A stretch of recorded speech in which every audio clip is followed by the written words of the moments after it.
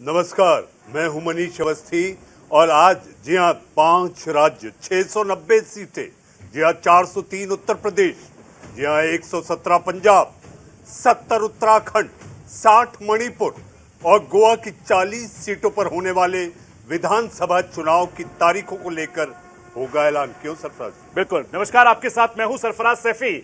और जैसे मनीष जी ने कहा कि 5 राज्यों के जो विधानसभा चुनाव होने हैं, राज्य चुनाव की तारीख का ऐलान अब से थोड़ी देर के बाद, यानी तकरीबन 20 से 25 मिनट के बाद चुनाव आयोग तारीखों का ऐलान करेगा और काउंटडाउन शुरू हो जाएगा। चूंकि 5 राज्यों में चुनाव होने हैं, उसको लेकर चुनाव आयोग इस वक्त पूरी तैयारी कर रहा है। और जैसे मनीष जी ने बताया कि उत्तर प्रदेश, उत्तराखंड से लेकर पंजाब, गोवा, मणिपुर में अब से थोड़ी देर के बाद चुनाव की तारीख का ऐलान होगा। मनीष जी, जी, चुनाव की तारीख का ऐलान और ये जंग, जी हाँ, वोटों की जंग तब होगी जब सारी दुनिया और भारत इस समय कोरोना से जंग कर रहा है। सबसे बड़ी चुनौती, सबसे बड़ा चैलेंज, डांस ऑफ डेमोक्रेसी, लोकतंत्र का उत्सव। जी हाँ, चुनाव को लेकर चुनाव आयोग पर दबाव भी है कि आखिर 690 विधानसभा सीटों को लेकर कैसे कराए जाएं विधानसभा चुनाव। बिल्कुल। और इसको लेकर तमाम तरह की तैयारी चुनाव आयोग ने कर ली है। जिस तरीके से उत्तर प्रदेश में चुनाव आयोग की टीम गई, वहां पर जायजा लिया, तमाम पॉलिटिकल पार्टियों से बातचीत की, उसके बाद यह फैसला हुआ। क्योंकि तमाम पॉलिटिकल पार्टियों ने कहा कि चुनाव का ऐलान सही वक्त पे होना चाहिए और सही वक्त पे चुनाव होना चाहिए। तमाम मेरे सहयोगी इस वक्त ग्राउंड जीरो पर बने हुए हैं, उनसे बातचीत करेंगे। आपको सीधा चुनाव आयोग लिए चलते हैं, जहां पर रमन ममगई मेरे सहयोगी इस वक्त मेरे साथ बने हुए हैं। रमन, अब से थोड़ी देर के बाद चुनाव की तारीखों का ऐलान होगा और जिस तरह के कयास लगाए जा रहे हैं, जो खबरें सूत्रों के हवाले से मिल रही हैं कि उत्तर प्रदेश में 6 से 8 चरणों के बीच चुनाव होगा। उत्तर प्रदेश, गोवा में 1 चरण में चुनाव होने की संभावना है। क्या जानकारी आपके पास?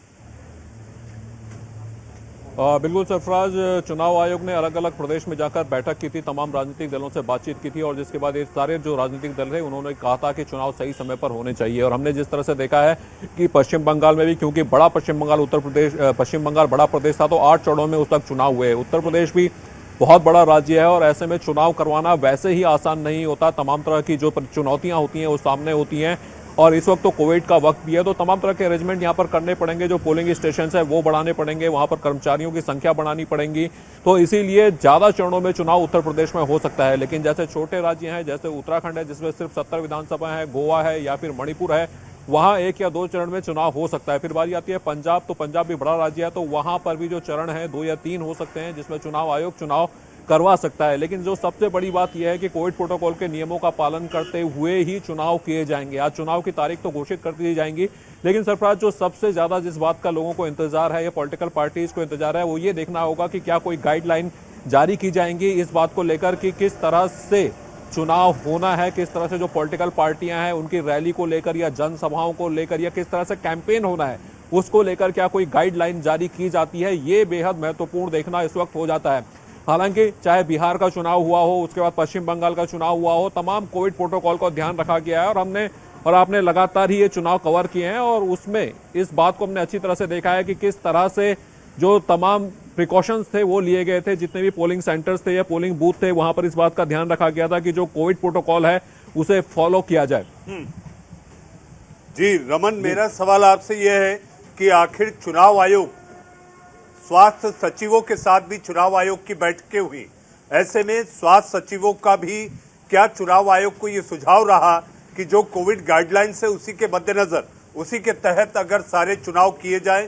क्योंकि सबसे बड़ी जंग, वोट की जंग के अलावा जो जंग है वो कोरोना से ये जंग जारी है, तीसरी लहर की दस्तक आ चुकी है। ऐसे में सबसे बड़ी चुनौती, सबसे बड़ा चैलेंज चुनाव आयोग के सामने है कि आखिर एक बूथ पर कितने लोग जमा हों। आमतौर पर 1500 लोग एक बूथ पर जाकर अपने मताधिकार का प्रयोग करते हैं। ऐसे में चुनाव आयोग किस तरह की गाइडलाइन के साथ, आपको लगता है सूत्रों के हवाले से जो चरणबद्ध तरीके से आपने बताया कि कितने चरणों में किन किन राज्यों में चुनाव हो सकते हैं, आपके पास कोई जानकारी?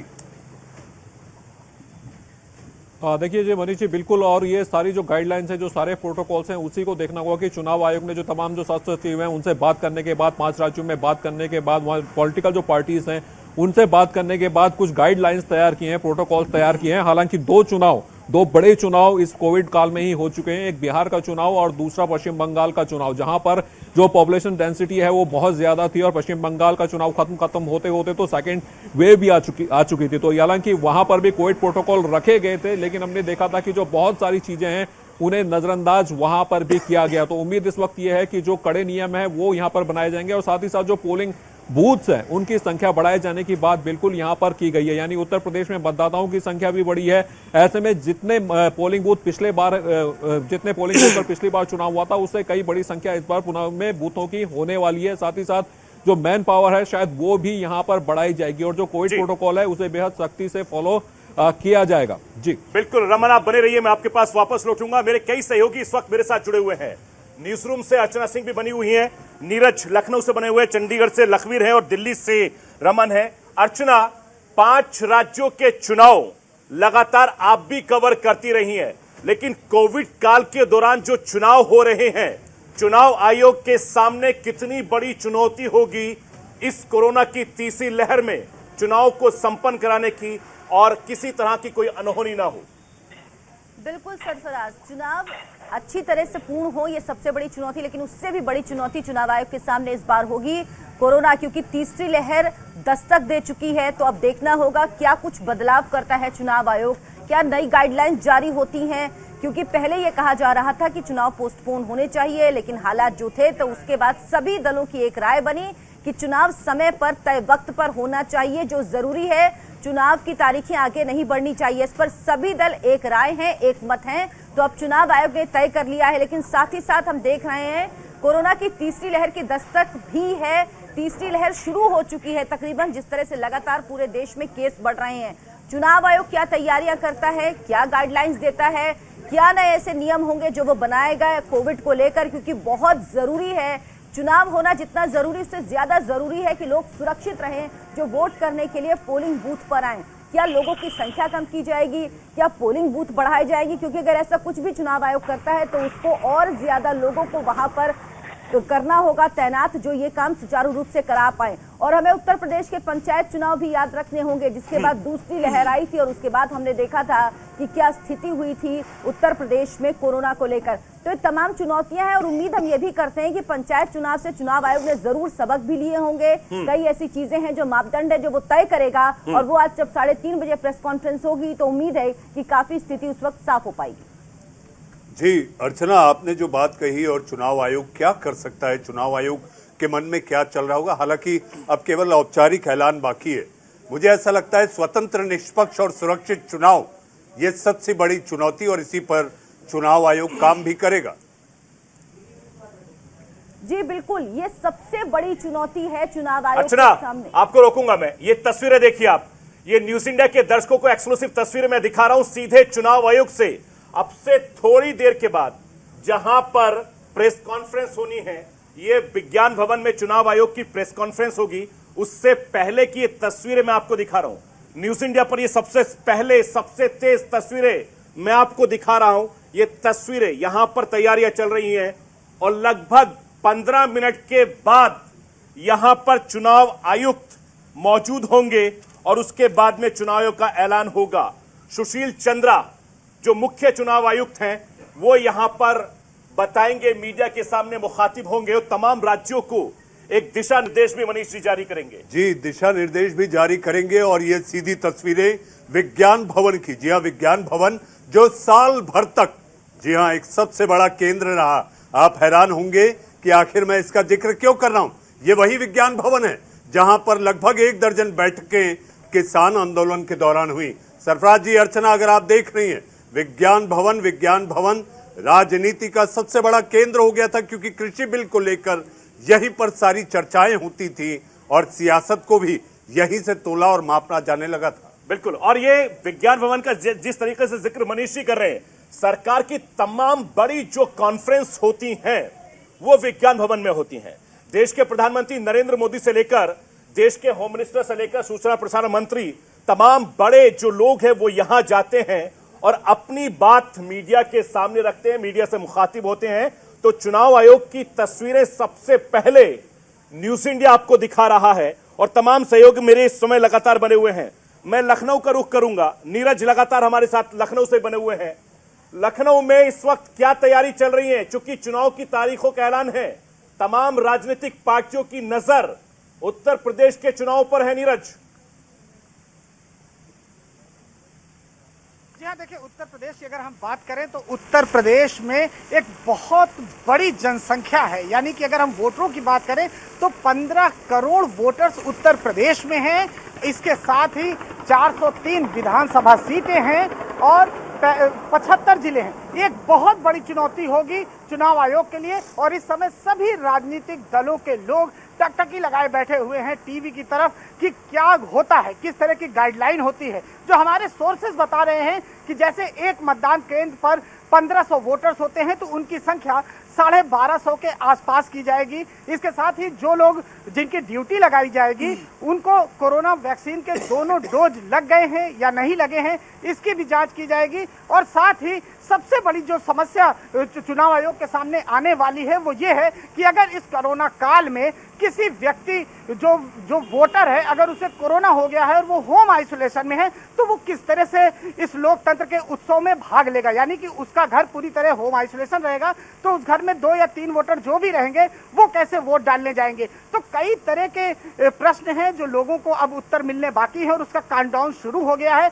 और बहुत ही जल्द जो चुनाव आयोग है वो किस तरह की गाइडलाइन सामने लाता है, कोरोना प्रोटोकॉल को लेकर किस तरह से और कड़े प्रतिबंध लगाने की बात करता है और खास बात पर यह है कि रैलियों को लेकर क्या डिसीजन लिया जाता है, इस पर सबकी निगाह इस समय है। सभी राजनीतिक दल के नेता इसी पर अगर कहा जाए टकटकी लगाए हुए। नीरज, डिजिटल रैलियों की बात हो रही है और आज अगर उत्तर प्रदेश की बात की जाए, जैसा सरफराज जी ने पूछा था, मेरा आपसे सवाल है कि आज 2 बड़े सियासी दल, जी हाँ, अखिलेश यादव ने संवाददाता सम्मेलन कर फ्रीबीज यानी कि मुफ्त का बाजार खोल दिया। मनीष जी, मैं आपको रोकूंगा। ये सबसे पहले तस्वीरें देखिए, चुनाव आयुक्त इस वक्त निकल गए। न्यूज इंडिया पर सबसे पहले तस्वीरें हम अपने दर्शकों को दिखा रहे हैं कि चुनाव आयुक्त घर से निकल गए हैं, दफ्तर से निकल गए हैं विज्ञान भवन के लिए और अब से ठीक 10 मिनट बाद मनीष जी ये प्रेस कॉन्फ्रेंस शुरू होगी और ये सबसे पहले तस्वीरें हम न्यूज इंडिया के दर्शकों को दिखा रहे हैं जहां पर सुशील चंद्रा पहुंचने वाले हैं। और उससे पहले की तस्वीर आप देखिए न्यूज इंडिया पर।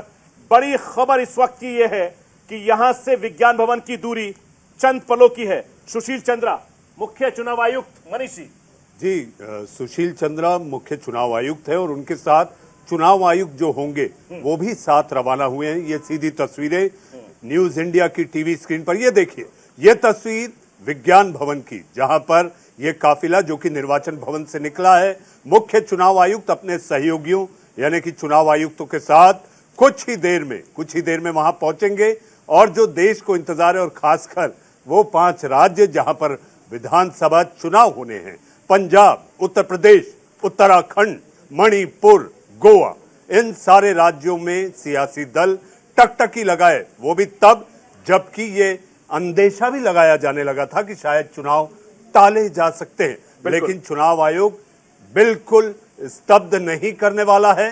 चुनाव की तारीखों का ऐलान करेगा और ये कहेगा कि सारी गाइडलाइन के तहत ही चुनाव होंगे। क्योंकि जैसे हमारे सहयोगी अर्चना ने भी जिक्र किया, बिहार 2020, 2021 बंगाल, ये चुनाव जब कोविड गाइडलाइंस के दौरान हुए तब कुछ खामियां जरूर हुई। लेकिन इसके साथ साथ अगर बात की जाए तो उत्तर प्रदेश में चाचा भतीजों का जो एंगल था, चाचा भतीजे ने जिस तरह से चुनावी समीकरण बदले, मैं बात कर रहा हूं अखिलेश यादव और शिवपाल यादव की। बिल्कुल, और ये चाचा भतीजे का ही कमाल है यहां भी और वहां भी। क्योंकि जिस तरीके से पिछली सरकारों में चाचा भतीजे ने जो कमाल किया था वो चाचा भतीजे आज भी कमाल कर रहे हैं और करेंगे भी मनीषी। क्योंकि सबसे बड़ी बात यह है कि जो तस्वीरें हम अपने दर्शकों को दिखा रहे हैं, ये तस्वीरें उन चाचा भतीजे के लिए बहुत अहम है जिनकी मुलाकात कुछ महीने पहले से लगातार चल रही है और एक के बाद एक नजदीकियां बहुत बढ़ रही हैं। और इसी चाचा भतीजे की मुलाकात को रोकने के लिए बीजेपी ने तमाम कवायद भी कर दी है, तमाम कोशिशें भी कर दी हैं। और अब से थोड़ी देर के बाद जो तस्वीरें आएंगी, उत्तर प्रदेश की सियासत पर हर पार्टी की नजर है, चाहे बीजेपी हो, चाहे कांग्रेस हो, समाजवादी पार्टी हो, लोकदल हो, चाहे आजाद समता पार्टी हो या इसके अलावा भीम आर्मी हो। क्योंकि लगातार हर पॉलिटिकल पार्टी उत्तर प्रदेश में पैर पसार रहा और आम आदमी पार्टी का जिक्र करना यहां नहीं भूलेंगे, क्योंकि आम आदमी पार्टी ने जिस तरीके से उत्तर प्रदेश, उत्तराखंड, पंजाब और गोवा में एंट्री की है मनीष जी, वो कई महत्वपूर्ण चीजें हैं। जी, महत्वपूर्ण जरूर है, लेकिन इसमें हमें ये देखना होगा उत्तर प्रदेश में बीएसपी, कांग्रेस, आखिर ये दो बड़े दल, जैसे कि प्रियंका गांधी को हमने देखा लड़की हूं लड़ सकती हूं नारा, बिल्कुल, लेकिन लड़ने वाले लोग कहां? कार पहुंच गई हैं, बिल्कुल इस वक्त पहुंच गई हैं, और ये सुशील चंद्रा जी और उनकी टीम इस वक्त यहां पर पहुंच गई हैं।